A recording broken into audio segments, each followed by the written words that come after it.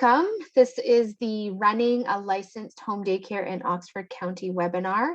We have some great panelists here for you today and some time for Q&A. So we're really looking forward to sharing this information.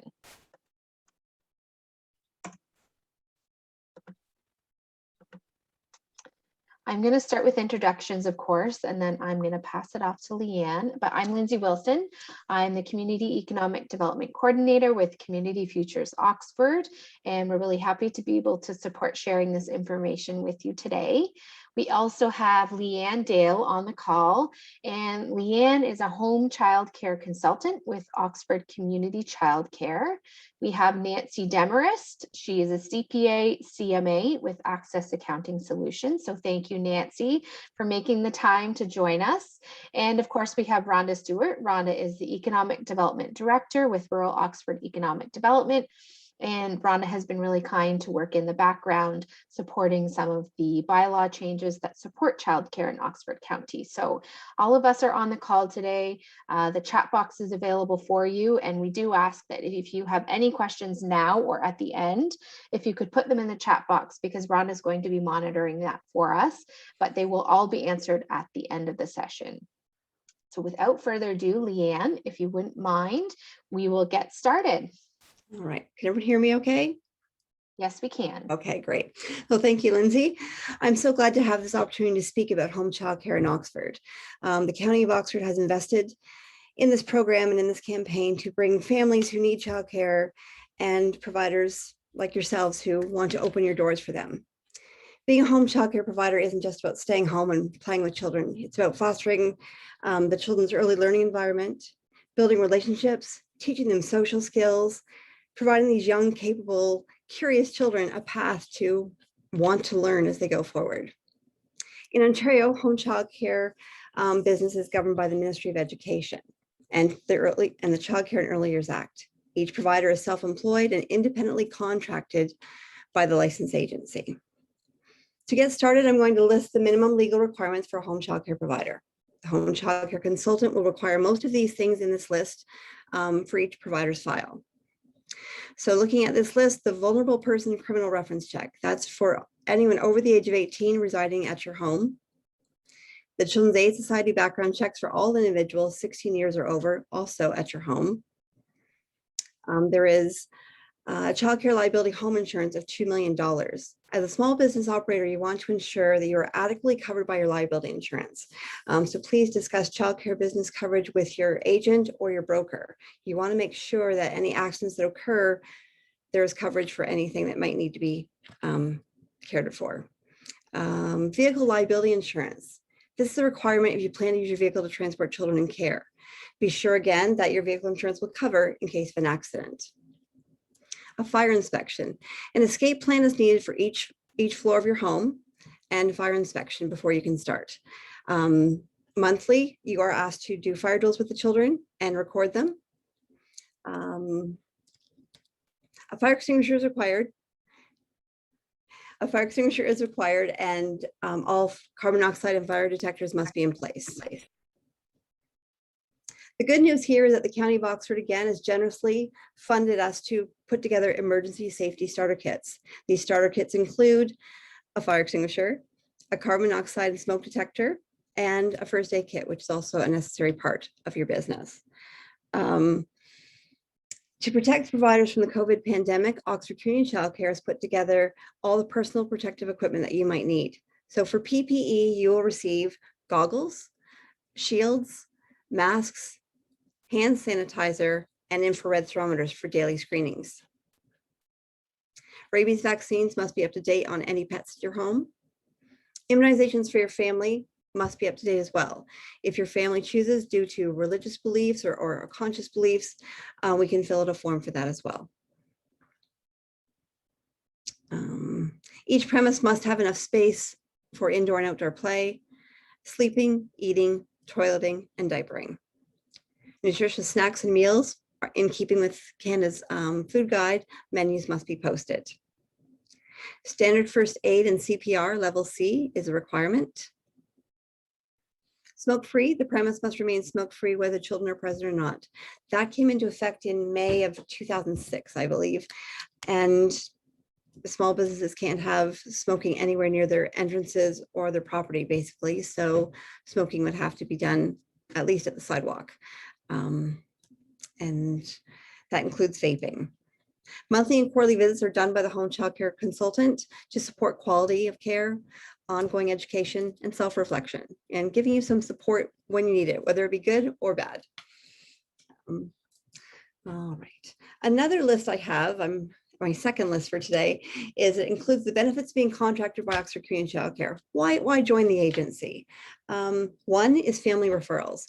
I will use the Oxford County One list, and it is a list that allows all families looking for childcare to apply. And I have to use this list to fill your spaces in your home. You are self-employed.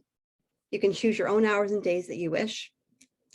You can determine which families you welcome into your home and which ones you don't, based on your business needs. You can potentially care for 6 children.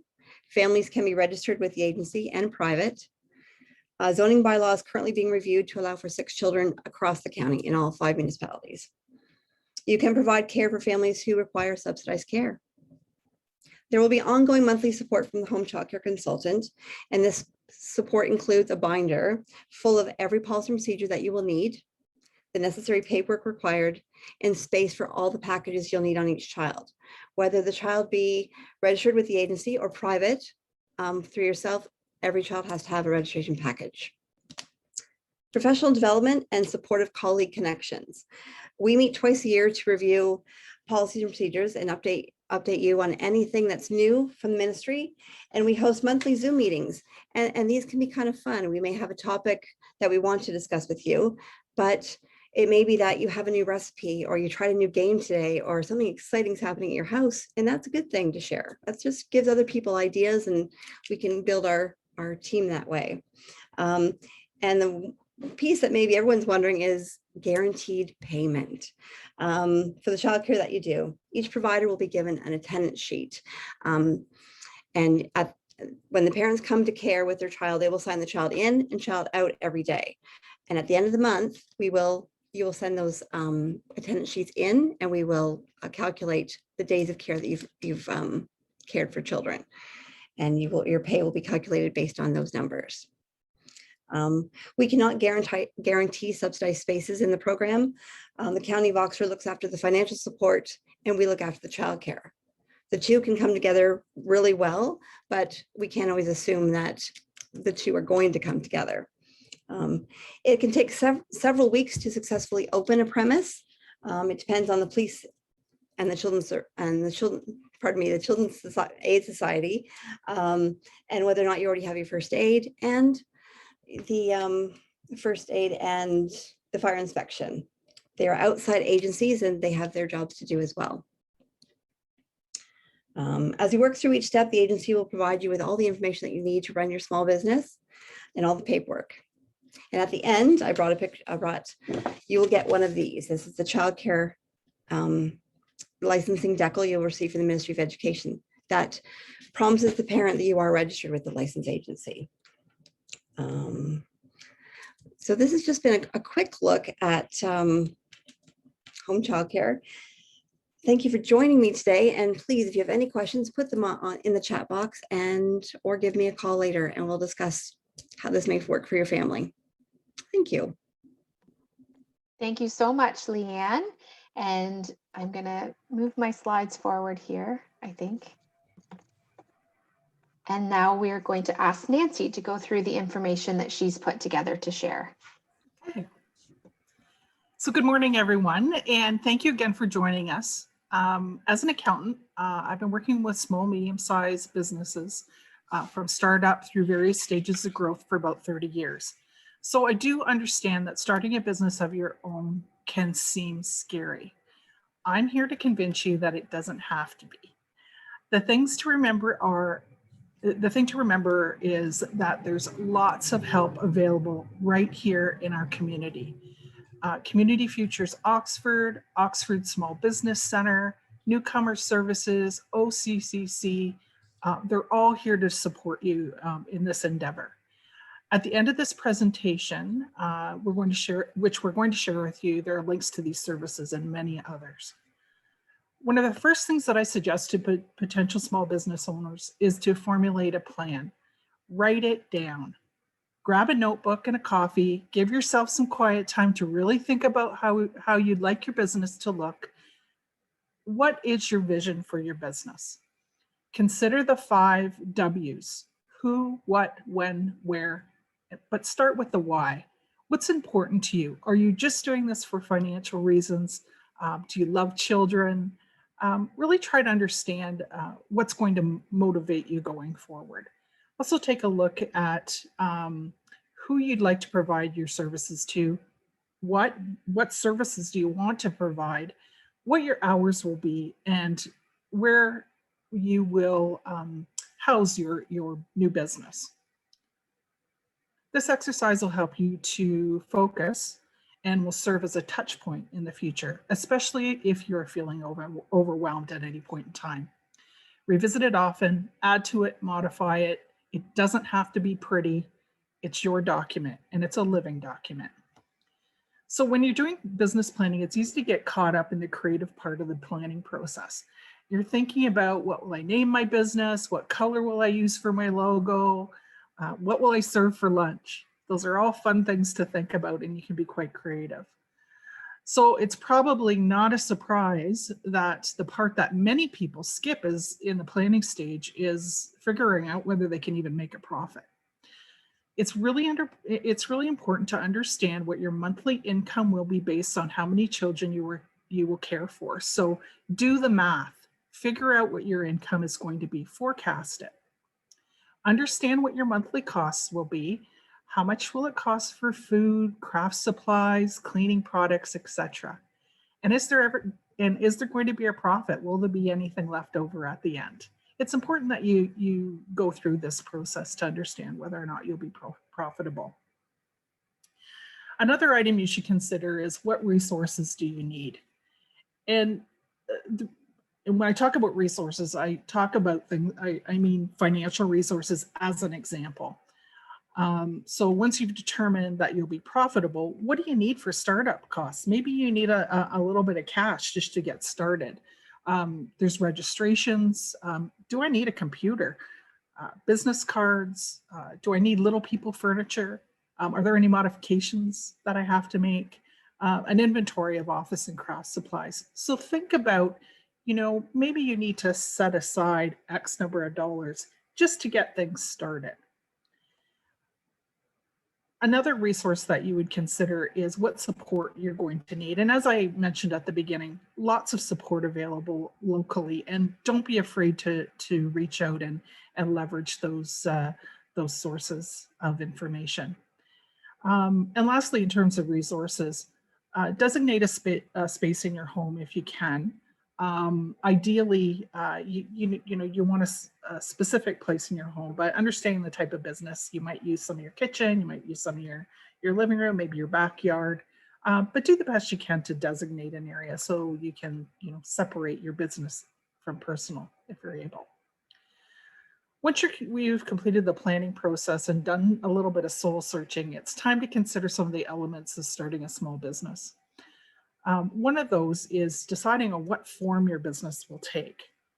So there are 3 types of forms that your business can take, each with their own attributes and drawbacks. You can have a corporation, a partnership, or a proprietorship. When we talk about proprietorships, we're referring to someone that is self-employed. A proprietorship is the simplest form of business.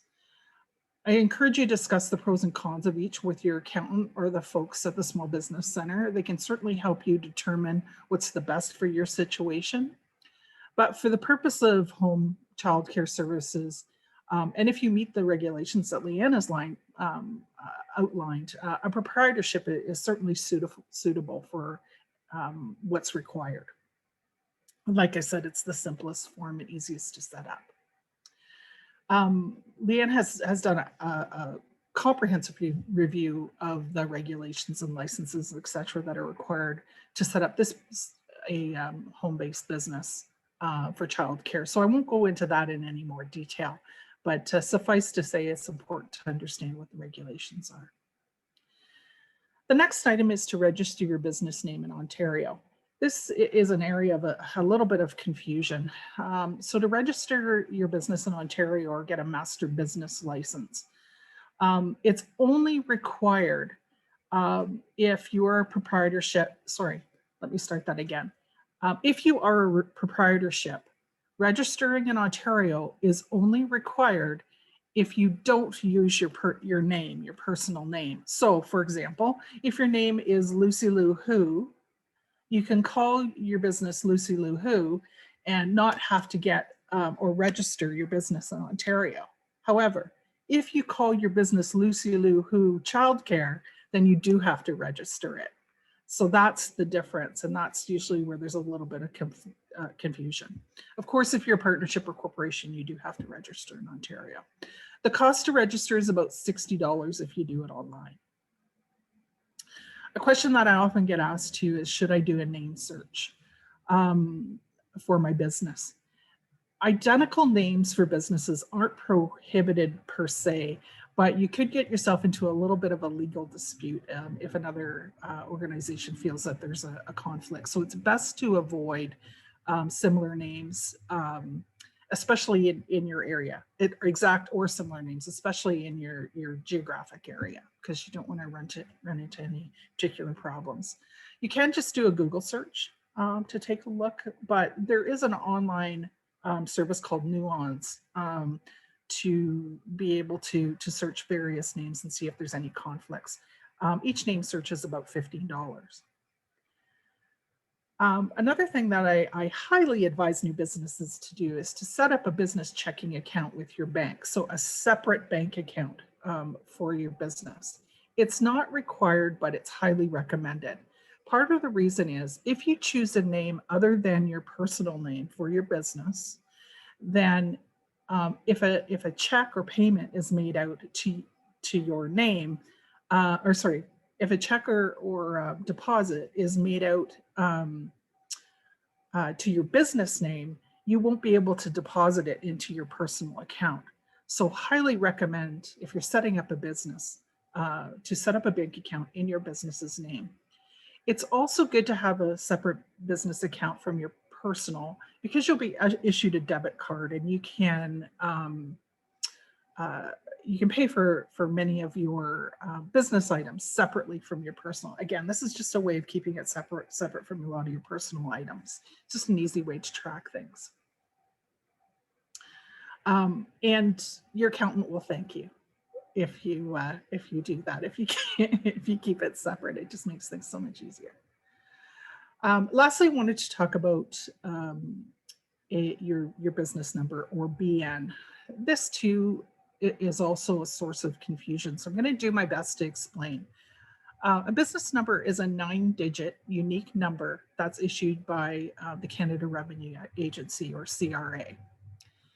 You need a business number if you incorporate, or you need a CRA program account.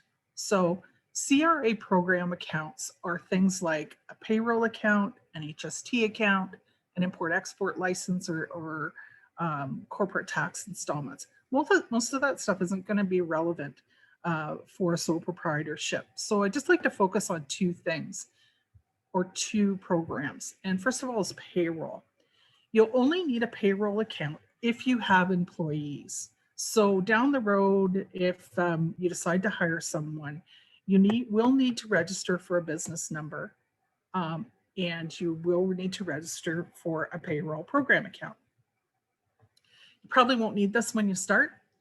And it's important to understand that you don't need it for your own pay, because as a sole proprietor, your taxable income is the income of the business. So you don't need a payroll if you're just a payroll account if you're just paying yourself. HST program account is not required for home-based childcare businesses. I'm going to read specifically the definition that is provided by CRA. If you supply a childcare services, the primary purpose of which is to provide care and supervision to children 14 years of age and under for periods normally less than 24 hours per day, is generally exempt. So if the service you are providing is exempt, like this is, you do not need a BN for HST purposes. So to summarize all of this, you only need a BAN number if you decide to set up your business as a corporation, which most of you won't, and if you decide to hire employees. Chances are you're not going to need a BN when you first set up your business. Okay, next slide if we could. Just want to talk a little bit about tracking income and expenses. It's really important that you keep track of your invoices by client so that you can tell who's paid and who hasn't. When we're talking about income. I'll also mention that with respect to receipts, that it's very important that, expenses, that you keep all of your receipts. I'm probably going to repeat this a few times over the course of the next 5 minutes. For this type of business, the type of expenses you might run into are, have been mentioned already, but what's important is that you keep track of these by filing them by the type of business. So all your food receipts would go in one file, all your advertising and marketing going in another file, all your office supplies. Just try to keep them organized like that. Easier for you, easier for your bookkeeper or accountant to be able to advise you. The other thing that I often suggest with respect to small businesses is to keep a log of their mileage so that they are able to claim as an expense some of their vehicle expenses. It can be as simple as, for example, if you start your business September 1st, write down your beginning mileage, and then write down your ending mileage in December. Track your business use. So the day you go to Walmart to get all your supplies, how many kilometers it was and why you did it. At the end of the year, you can then figure out from your total vehicle expenses, what the relative portion is and expense that for business purposes. With respect to tracking income expenses, there's certainly lots of technology solutions out there that you can use, and it really comes down to how comfortable you are with technology versus just doing it manually. If you're not comfortable with technology, certainly physical file folders to just keep your receipts organized is really important, and also have a designated notebook so that you can write things down because you're unlikely to remember them at year end. If you are comfortable with technology, simple spreadsheet can be used for tracking business income expenses. There's lots of accounting software available, QuickBooks Online, FreshBooks, Wave. These are easy to set up and easy to maintain. And certainly if you engage a bookkeeper, they can do it in a very cost-effective way. There's also apps for tracking mileage. Everybody has a cell phone today, making it really, really easy to track and making it easy to communicate that information to your accountant at tax time. And lastly, I'd like to talk a little bit about what is a business write-off. We've talked a little bit about expenses already, but again, with respect to write-offs, there is a little bit of confusion. So it's probably easiest to first define what a write-off isn't. So a write-off, it doesn't mean that it's free. And it doesn't mean that you're going to be reimbursed for it in its full amount. All it means is that it will reduce your taxable income. An expense has to be directly related to running your business, and it must be reasonable. So that's the criteria that the Canada Revenue Agency looks at. We've talked about a lot of obvious expenses, startup costs, insurance, marketing, office supplies, cleaning, personal care supplies, food, toys, craft items. There'll be lots of things that are quite obviously business expenses. An area that is sometimes confusing to folks is how much of their home expenses that they can write off. So home costs that you should keep track of or keep receipts for are any public services like electricity and heat, your bills from home insurance, the mortgage interest that you pay, property taxes, rent, and any maintenance that you do. Ideally, you'll be able to designate an area in your home that's exclusively for business. But if you can't, it's important that you come up with a reasonable percentage of your home that you're using for your business, so you can expense some of these items against your income.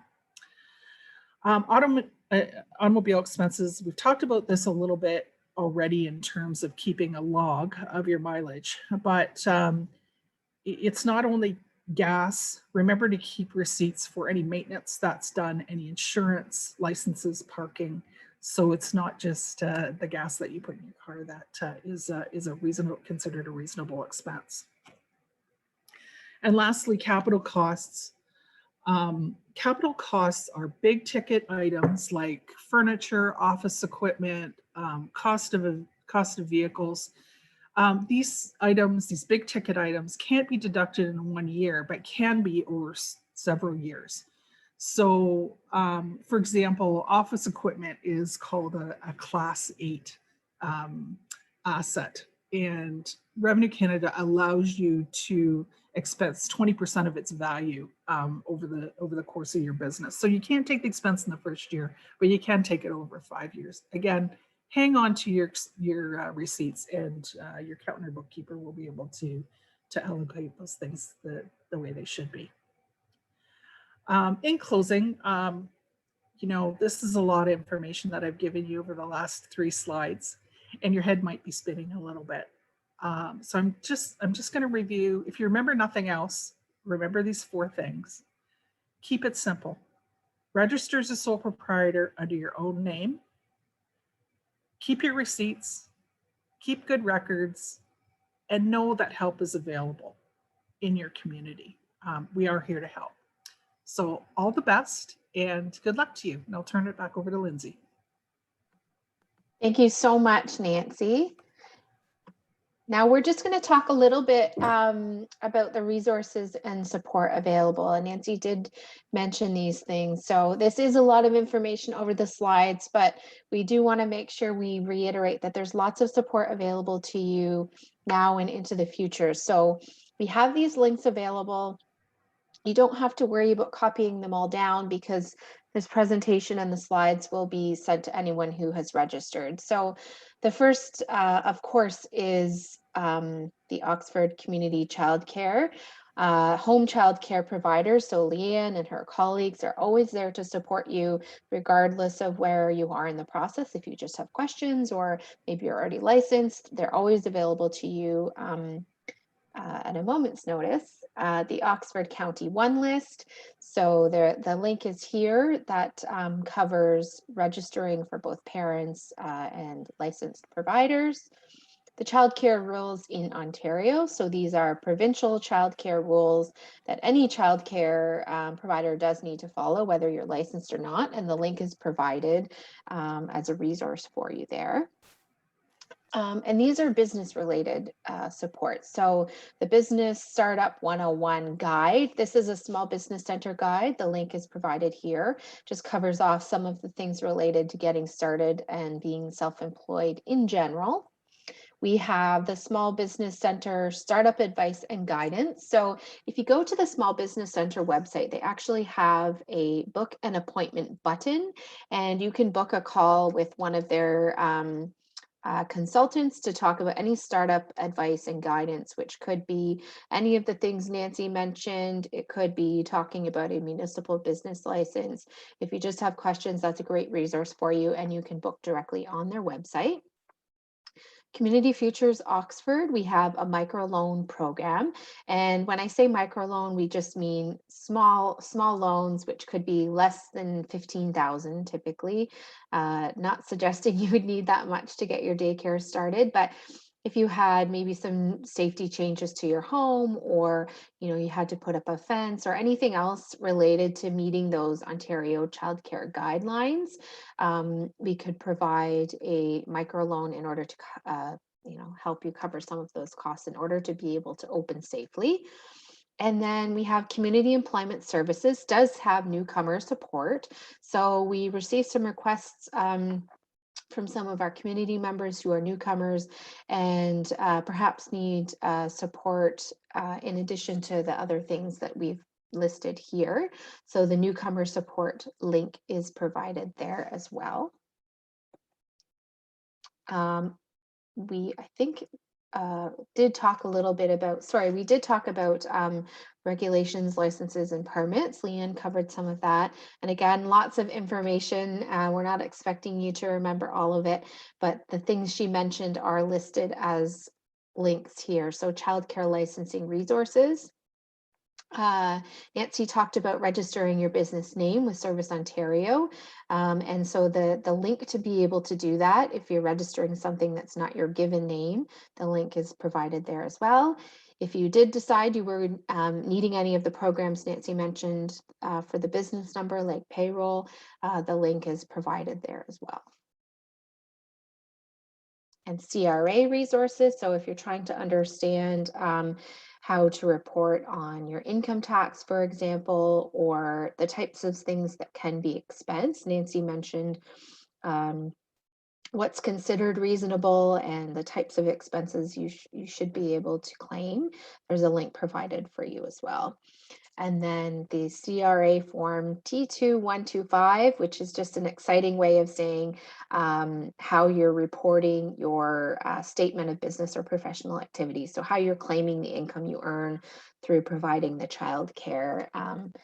Because you are self-employed now, you won't get a T4 from your employer. You'll instead provide this statement of business activity. And again, not to expect you to remember all this information. This is being recorded, and we'll also provide this to everyone who's registered. So we are going to go into the Q&A, but before I do that, I realized that I did not show a video at the beginning. I missed that. So I am going to show the video because it's a really great compilation of some of the childcare providers that are already working with OCCC, and then I'll have Rhonda lead us into the Q&A. So I'm going to stop sharing the screen for one moment.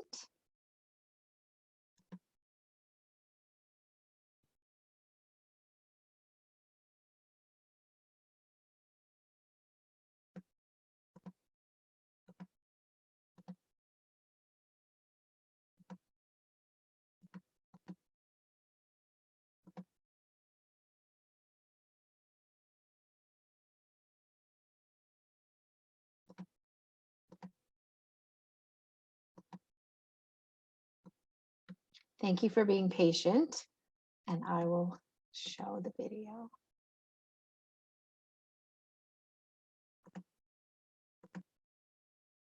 I promise I will.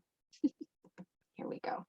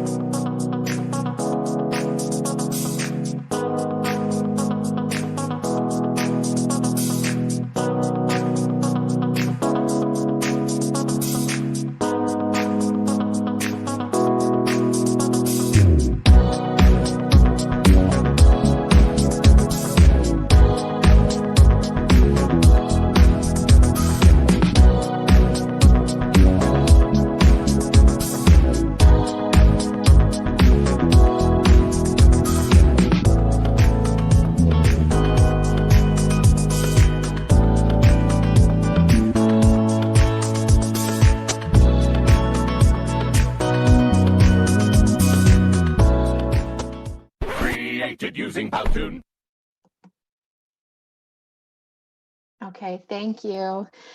So now this leads us into our Q&A, which Rhonda is going to lead us through. So again, if you have questions, please put them right into the chat box. Or if you do have something you want to ask anonymously, there is a Q&A, but we'd prefer them in the chat box because then they're all in one place. So Rhonda, it looks like there's lots of comments, so we'll just go from there.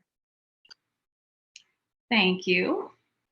Okay, so I'll start with one of the first questions in the box was, will we provide slides in email or paper form? And the answer is yes. After this recorded session, we will send out the session so that you can play it back. It will also be hosted on OCCC's website to be able to watch it again there. And with that email, we will send the slide deck out to everyone so that you have those live links and points of contact and resources at your fingertips.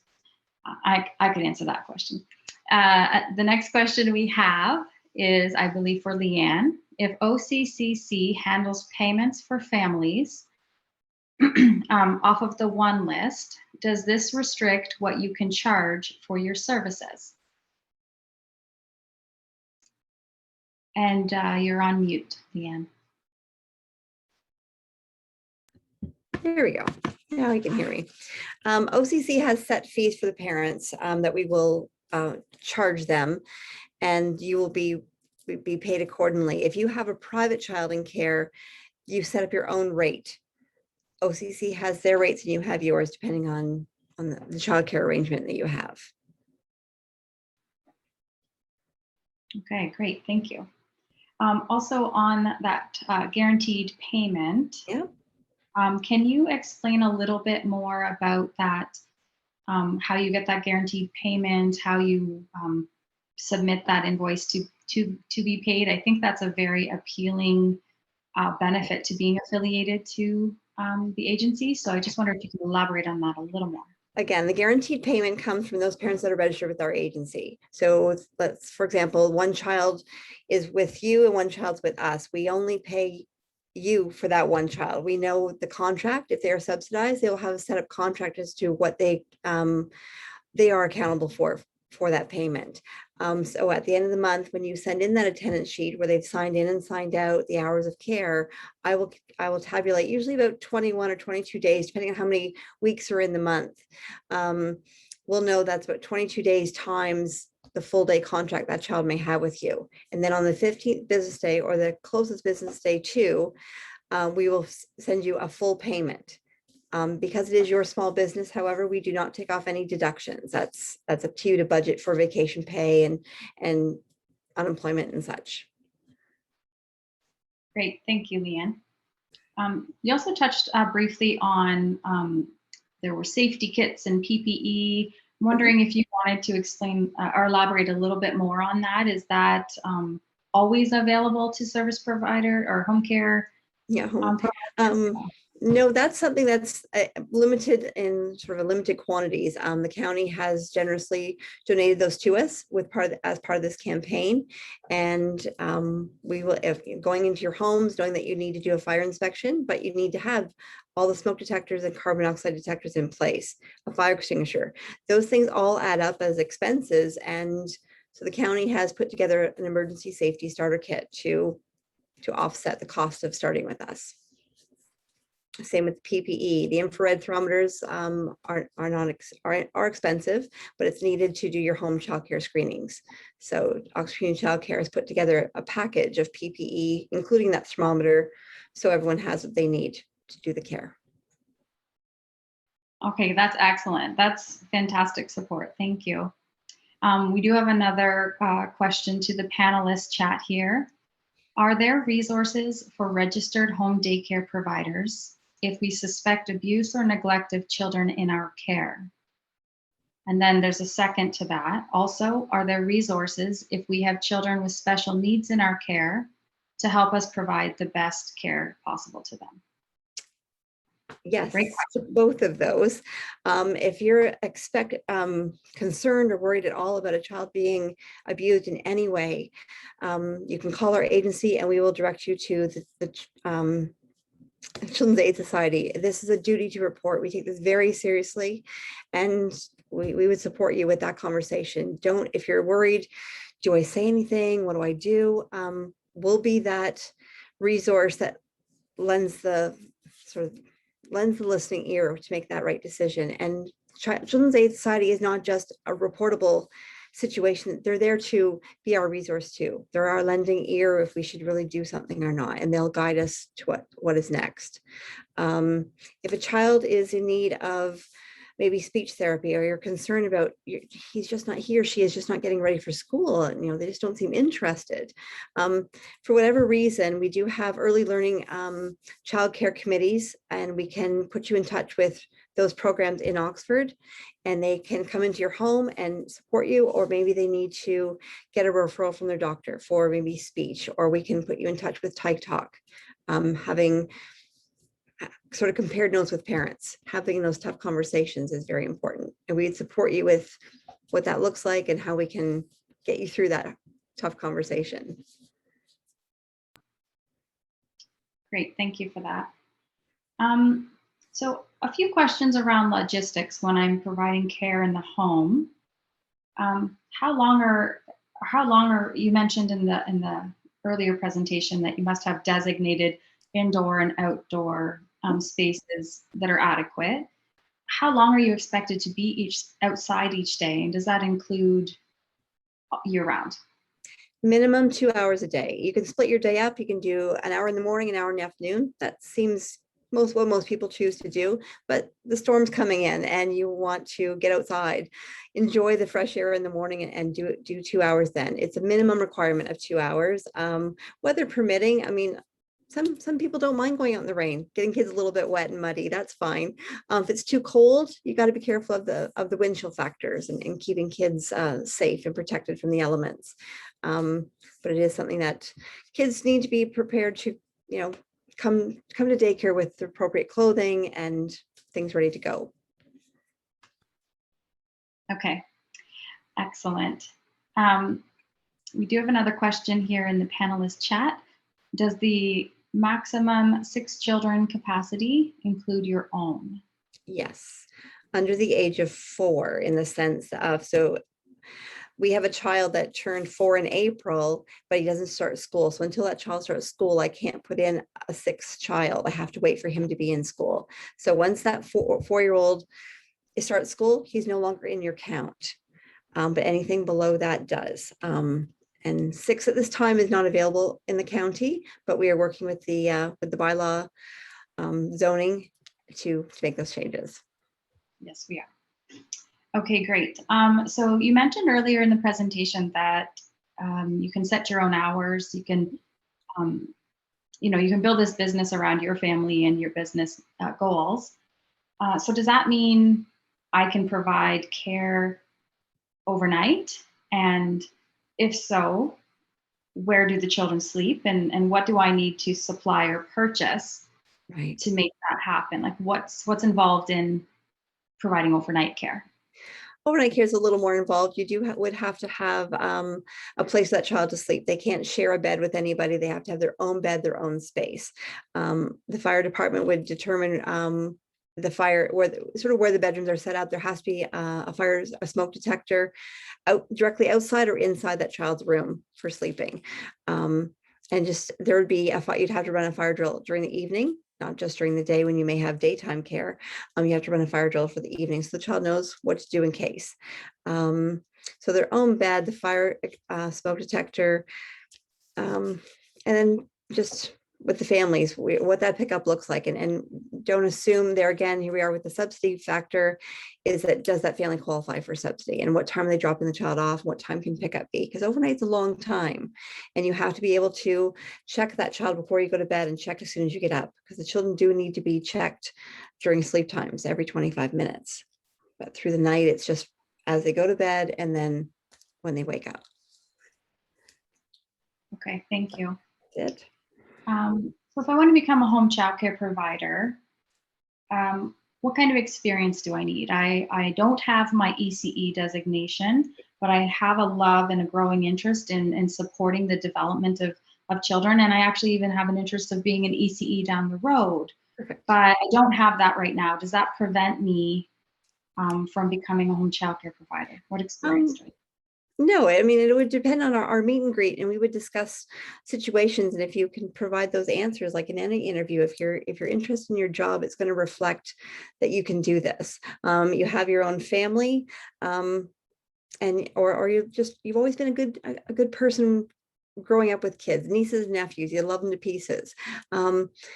The love of children just speaks volumes. And then, as I said, the interview questions, the meet and greet, the tour of your home, what you're willing to do. If you're willing to sort of engage in our Zoom meetings and in any education or any additional workshops that we offer to providers, they're always available. Child and You is a great resource here in Oxford, and they offer web workshops to attend. So we can also check in on them and support you with your learning and your business. Which kind of springboards to the other question, the next question we have here, which is there professional development available to the home childcare providers? Yes, there is. Twice a year, pardon me, we do bring everyone together, and we do review all policy and procedures and discuss any new regulations or changes that have been made by the Ministry of Education. But as I said earlier, we also do the Zoom meetings. Most often, myself and Marianne, we will start with a conversation or a topic that has to be discussed or is good food for thought, and then the rest of the time is just connections with fellow providers and colleagues. So we're always, and we have a closed Facebook group that we have amongst our providers, and again, they are posting articles about what's happening. Unfortunately, the new situation in Vaughan. That's a childcare conversation that everyone's talking about, and that'll be posted in our Facebook group. Just so we're always on the sort of the cusp of knowing what's new and what's fresh. Okay, thank you for that. I'll just see if any more questions come through the chat, and then I think one other question I've seen through different community groups. There are individuals who are new to our communities who want to start up a home daycare, but they might not have a social network established already.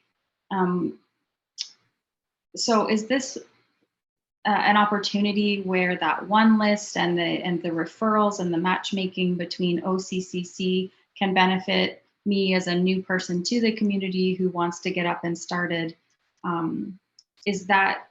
Do you see that as like a great benefit, especially to new people to the area? I see it as an advantage. I mean, I've always lived in Oxford, so my advantage is to knowing sort of where you've set up, where you've purchased your home, and I'll look at the school that you're going to, and I'll try and find families that are in your area, in your community in Oxford, and we'll try, and that just gets you able to get to know, a favorite place to go, because those neighbors, those communities are going to talk and share with you, and you're going to be like, I didn't know. It gets you in the school too. You may be taking your own child there, but then you have 2 other children that are going in. So then you become more aware of other areas of the school too. So it just grows. It just blossoms if we can keep the families and the provider close and nearby. Excellent.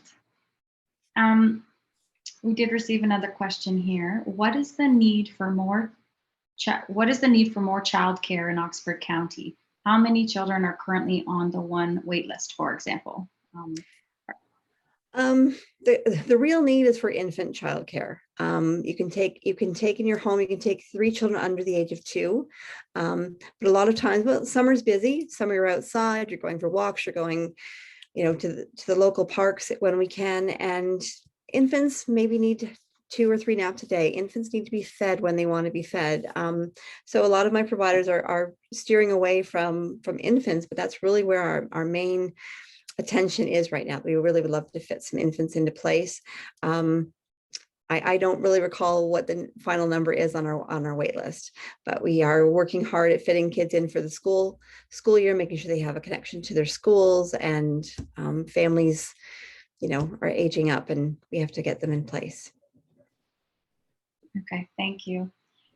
At rural Oxford as well, we are hearing that there is a strong demand and need for home daycare or licensed daycare centers.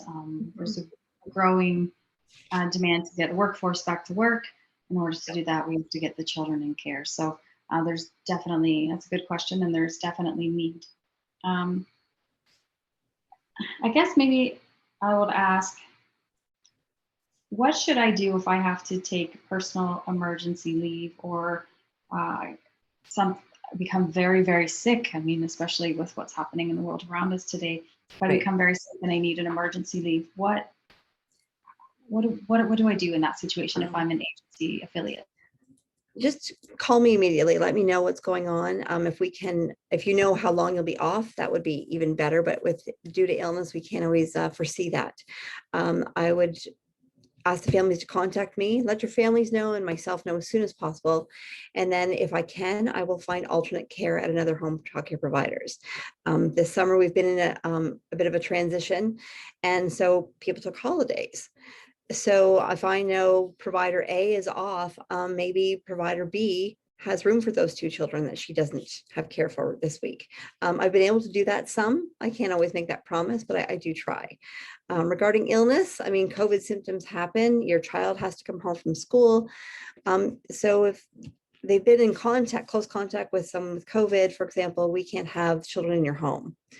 Unfortunately, as a small business, we can't, you're going to be marking your attendance as not available. And that means you're not getting paid for those days when the children are not able to attend your home. But we may be able to use you as an alternate care going forward in another situation. So you kind of make up the amount you've lost. So it works. It's difficult, but it can be mended. Okay. So one other question I would think of is if I'm looking at becoming a home child care provider and I want to be affiliated with the agency, and you have a few referral families to send my way, do I still have control over that decision? Like, do I have an opportunity to meet the family before the child starts in my home? Am I obligated? Am I on the hook when I meet them? What does that look like? No, it's really entirely up to you. Like I said before, it's entirely up to you what you want to do. You may find out, they don't always unfortunately tell me, but you may find out the child's anaphylaxis to peanuts. Your family loves their peanut butter, so it wouldn't be a good fit for this child to be in your home. That's just how it is. So that'd be like, oh, I just found out their anaphylaxis. I'm not comfortable. You always can. Well, I recommend for parents to schedule a meet and greet. Not all parents are comfortable doing that, but it's really a place to make the child be comfortable, yourself, and the parents. They get to see your play space. They get to see your menus. They get to see just sort of what your family's like. If not, they're just showing up there not knowing anything. Yeah, you have the choice whether or not. And on some insurance policies, you're not able to do medicine. So a child with anaphylaxis wouldn't be an option. You don't, or maybe you're just not comfortable doing medications yourself. Because it's a lot of medicines now can be given when you get up and before bed, but some have to be given 3 times a day. So you have to decide whether you're going to do that and whether your insurance will allow you to do that as well. It's something to consider when you're having that discussion with your broker or your agent. Okay, thank you. I think I'm going to ask one final question if there's not any other questions coming through privately or to the panelists in the chat. Leanne, you've provided, and Nancy both, and Lindsay all, thank you all for being on this call today and providing all this information. Leanne, you've explained a few different ways, the different types of support that you as a home child care consultant provide. I'm just wondering if you wanted to, in a nutshell, explain what, if I'm coming into this, becoming a licensed home child care, what does the home child care consultant do for me in that relationship? How do you help? As we get started, I will walk you through. It is a 3-inch binder. It seems quite large, but it is full of all our policies and procedures and the paperwork. During the process of getting the Children's Aid Society checks done, the fire inspection, first aid, and police checks, I will walk you through all those policies. I will make sure that you are confident in how you are able to run your business, knowing the information I'm sharing with you. I'll provide you with all the paperwork. I will make sure that those things get filled out, that you understand the importance of it. That's my strength, to make sure that you're ready to be prepared to answer those parent questions. And I'll support you with those parent, sometimes not everything goes our way. And you have to have those tough conversations with parents.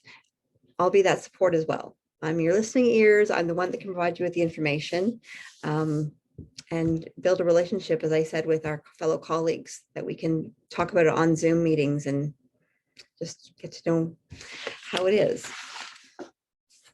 Well, I really appreciate your time and answering all of these questions.